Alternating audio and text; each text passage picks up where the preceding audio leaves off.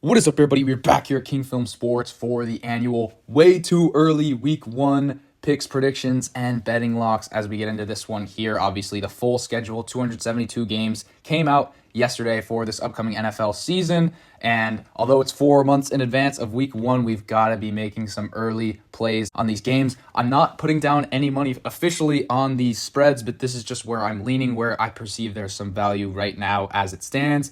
I've got some value on 8 of the 16 games so far, but I'll give a little bit of my opinions on the other 8 as well. So we started out here with the great game to start it out. Chiefs ring ceremony, back-to-back Super Bowl champions against the team that they beat in the AFC Championship, the Baltimore Ravens. In this one, give me the Ravens plus the 3 points. I just think that this is a little too much here. I've got these teams graded evenly on a neutral field in terms of my power rating. Yes, Arrowhead Stadium is a great home field advantage, and you combine that with the mental advantage that they have and how juiced the crowd will be for this game. But I do not think that we can eliminate what the Chiefs looked like in the regular season last year. And in this very game to start out the season against the Lions, they laid an egg. Of course, no Kelsey in that one and Tony with a few heinous drops, but still, I do not believe in this Chiefs team in the regular season as much as I did in years past. Sure, they will get it right in the postseason, but I think that the Ravens will look at this one as a desperation spot, even though it's in week one. And I especially like that I'm getting a full field goal out of them there. So give me the Ravens to keep it very close or win this one outright in Kansas City.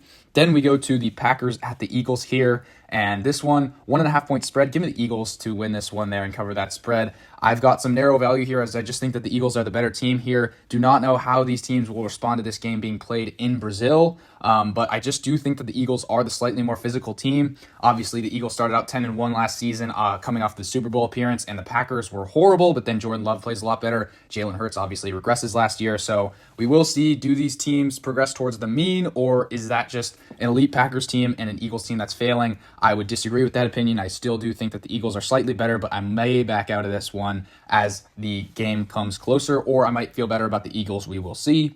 Then we get the Steelers at the Falcons here. Point spread is 3 here. And to be honest, I think that both of these teams are probably overvalued in the market right now. Would have really liked to see the Atlanta Falcons get someone who could actually help them with that number 8 pick. Instead, they go with Michael Penix, the backup. Do not know how Kirk Cousins is going to look off the Achilles injury there. On the other side, you've got the Steelers. They're with the dual quarterback system, Russell Wilson for cheap and Justin Fields. But I do not think that that solves a lot of their problems there. Very physical team. So we'll see in this one. But yeah, Falcons -3 feels about right. Next one, we got the Bills favored by 7. Not a lot to say here. I mean, will Kyler Murray look better than he did in years past? That ACL injury was debilitating for them. Jonathan Gannon looks like a really good head coach. And then what will the Bills offense look like with that 12 personnel? They obviously lost Stephon Diggs, but he wasn't playing well in the last month of the season anyway. Josh Allen probably going to have to carry the team. So a lot of volatility in that matchup. We'll see how this new Bills defense looks after losing a few big names there. So I'll just hold out on that one. Spread is currently Bills -7. I think that one is about right there. Next, we get to the Titans at the Bears.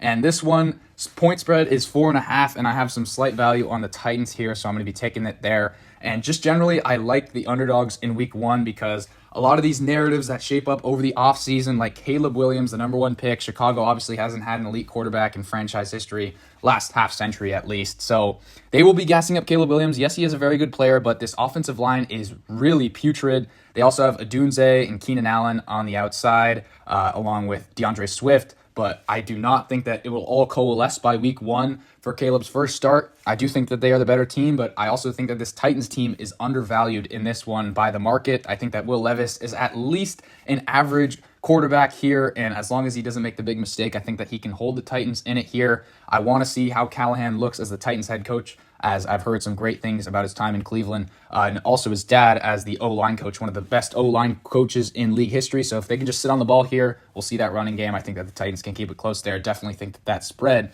is a little overvalued there for the Bears. Next, we got the Patriots at Bengals here. No play. Spread open at, I think, 7.5. It's already up to 9. I mean, I just can't take a good play in this one because the Bengals have started out slow in the past 2 seasons. They do play the Chiefs the next week in week 2. And then this Patriots team, I mean, who even are they going to start at quarterback? Will it be Jacoby Brissett? Will it be Drake May? I'm not big on Gerard Mayo, their head coach, and just generally am down on this New England team. But I'm not sold on the Bagels being a juggernaut, so I'm not laying 9 points with them there. So that's a bit of a wait-and-see type game. And then we get to an AFC South matchup here. Big one between the Texans and the Colts. We obviously saw what happened in that Week 18 game. Gardner Minshew almost led the Colts down to win the game against this Texans team, but ultimately came up short. In this one, we should see Anthony Richardson again, and that kind of scares me. I know that a lot of people like what they saw from him last season. I'm not sold. He only played, 2 or 3 games for them, and then he got injured. I think that he will improve in the Shane Steichen offense over the course of the season, but I think right now with CJ Stroud, this Texans offense will be cooking. I do think that the media and the general public has overrated this Texans team a bit, but same thing with the Colts there, and I just think that the Texans are the better team there, only laying 1.5. I will take CJ Stroud and that Texans high-flying offense to get it done in that one. Then you get to the Jags at Dolphins, Florida matchup in this one, and spread is 3.5 right now in favor of the Dolphins. I really have no play there. I do think that both of these teams are probably a little bit overvalued in my opinion. I'm not sold on Tua, but he is usually good at these home spots, 1 p.m. local start times against a pretty soft Jags defense. And I just have no expectation for this Jaguars team. Will they be great? Will they be horrible? I don't know what to make of Trevor Lawrence and this touted receiving core. They don't seem to be helping him out a lot. So I will wait and see on these teams. Probably will not make a play on this game, but I am interested to see how it unfolds there. Then next one, you've got the Panthers at the Saints, divisional matchup in this one. And the Panthers, they are just really bad at this point. They did slightly improve in the offseason, but nothing major there. And also the Saints just didn't do much to help themselves in the offseason either. They are favored by 4.5 in this one, and I just see no value. I do think that the Saints are the better team in this one. Superdome, big home field advantage in that one, but they aren't an elite team, so just cannot lay over 4 points in a divisional matchup there, especially with this Panthers team. I do think over the course of the season, they are due for some regression there with Dave Canales as their head coach. I like that hire. So no play there. We'll see how it unfolds. Another ugly game. We've got the Vikings at the Giants here, and point spread about a pick 'em, maybe Giants -1. Absolutely no play here as I am a bear on both of these teams. I do not think that Daniel Jones is any good as a quarterback for this Giants team, and they did seem to get a lot worse. Sure, they did get Malik Neighbors, but nothing to shore up that offensive line. Their defense is decent, but still, I do not think that they'll be a great team. And same thing for the Vikings. They do have a lot of talent. Their defense isn't great, though, and the quarterback play, will Sam Darnold play in this one? Probably. You also have J.J. McCarthy, so we'll see there, but no value, no play. I just do not even know what these teams will look like at this point in 4 months. And now we get to a slew of plays going down the board here. We started out with the Raiders plus 3.5. I love this spot, as I do think that the Las Vegas fans will flood into SoFi Stadium here, a short drive from Las Vegas, and obviously the transplants. Raiders did used to play in LA there, but I do think that the Chargers fans will be hyped, what few of them there will be, for this Jim Harbaugh hire here. The new look Chargers will be very exciting here, but I do not think that it will play out that way in week 1. I do think that the Raiders have a good chance to win this game with Gardner Minshew here. I think he is a high floor, low ceiling type of quarterback in this one, and I just think that the teams are pretty even at this point. We'll see how the Chargers develop over the course of the season, but they were 5-12 last year, so I just do not think that they are an elite team by any stretch. I do not think that they are a playoff team, and I do not think that they come out of the gates hot. Give me the Raiders plus 3.5 here. I think that is great value in that one. Then you have the Broncos at the Seahawks here, and I have some value on this Broncos team plus 4.5. I do think that the Broncos are probably the most underrated team in the league.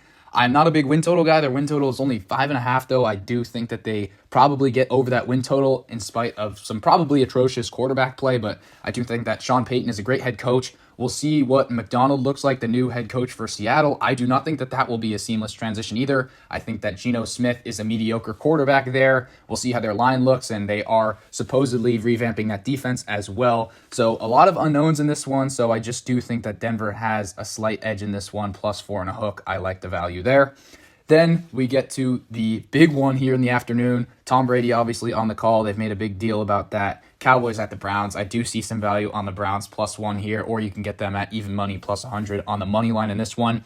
I do think that they are about equivalent teams, and I do like this Browns home field advantage, so I do see some value there. I do think that the Cowboys are due for some major regression this season. They've got Zeke coming back to the backfield, Mike McCarthy probably on his last legs as head coach here, and Dak Prescott, I'm not sure how good he'll look against this Browns defense, who were great at home last season, so I do think that they'll probably have to win in a shootout there. Not sure what to make of this Browns offense with Deshaun Watson. Could this probably be his last year in Cleveland? I don't know. Joe Flacco looked pretty good near the end of last season, so hopefully Watson looks good here to start out this season for the Browns. They obviously always have that great offensive line and running game, so that will probably be good there. And this Cowboys defense has been regressing over the last few months of last season, and I think into this season as well. Other than the Micah Parsons, they don't have much, and that offensive line is deteriorating as well. So I am shorting the Cowboys this season. Not sure what to make of the Browns really, but I do think that they have a decently strong home field, and I do think that they have some value there and get it done in week 1.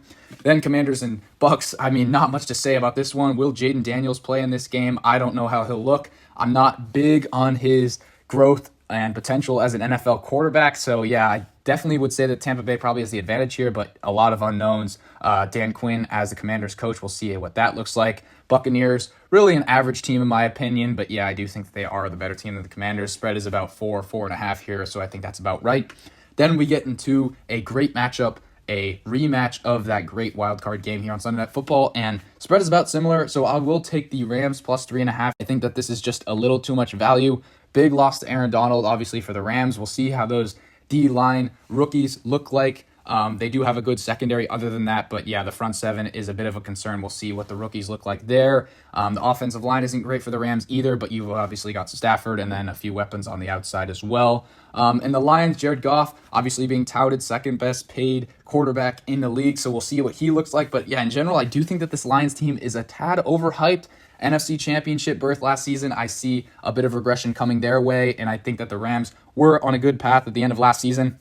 I think that these teams are more even than a lot of people would think. Lions I have slightly better, and they do have a good home field, but I do not think that that is worth 3.5 points in this one. I do think that it's very close. Maybe the Lions win by a field goal there, and we can capitalize on our 3 in the hook there, so definitely try and get that number or better if you're on the Rams.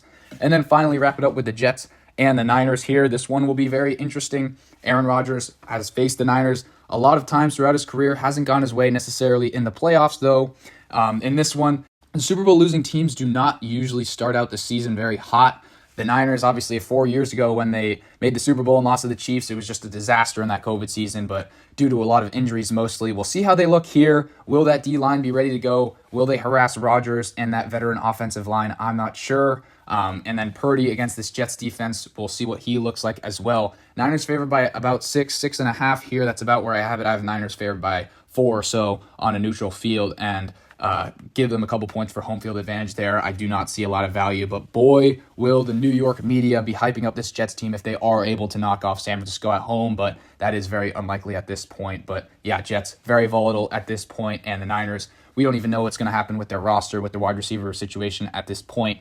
So that is my stance there. So with all that being said, let me know what your guys' opinions are on these games. What do you think of my spread picks? Do you disagree with any outright? Is there anything that I missed? What do you think of the 8 games that I did not choose to make a lean on? Let me know in the comments down below. As always, be sure to like and subscribe, and I will see you all in the next one.